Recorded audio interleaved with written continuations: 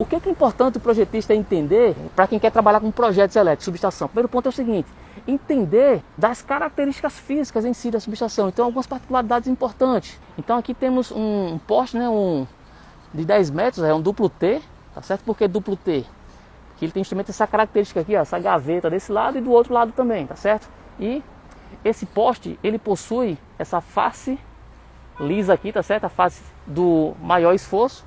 E essa gaveta do poste aqui é a face do menor esforço dessa estrutura, tá certo? Então, nesse caso aqui, como a rede de média tensão, a extensão dela, ou seja, o poste da concessionária praticamente vai ficar aqui, olha, pertinho, a menos de 6 metros aqui, olha, da subestação.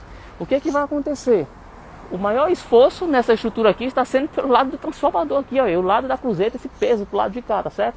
Como esse vão aqui vai ser bem pequeno, bem curto, então ele não vai ter uma força de tração nesse sentido muito forte, tá certo? Então, até essa posição em si da estrutura é importante analisar, tá certo? Analisar em relação a isso. Então, outra característica importante é o seguinte, tá certo? Analisar em relação à questão da distância. Então, existe umas distâncias em relação ao limite do vizinho, né? O muro do limite do vizinho em relação aos condutores. Outra informação importante é o seguinte, é que o tipo da estrutura, então essa estrutura aqui é uma estrutura de beco, tá certo? Uma cruzeta de beco, conhecida também como cruzeta tipo L. A principal característica dela é justamente, tá certo? Diferente de uma cruzeta T. Deixa eu ver se tem uma cruzeta T por aqui perto. Tem não, mas a cruzeta T, o que iria acontecer? Parte da cruzeta iria vir para esse lado de cá esquerdo e parte para o lado de cá. Só que a cruzeta T, como o poste ele é instalado nesse ponto, então olha só, para que esse condutor de média tensão ele não fique no lado do terreno vizinho, porque aí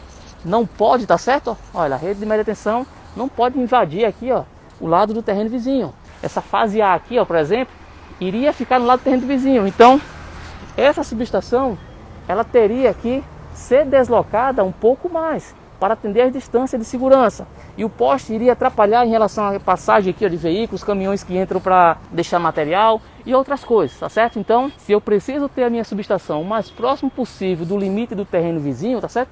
Pode ver que não fica colado, eu tenho distanciamento para atender as distâncias de segurança, tá certo? Da rede de média tensão. Essa é a solução que é importante, que muitas vezes muitos projetistas cometem. Por quê? Porque não tem expertise de campo.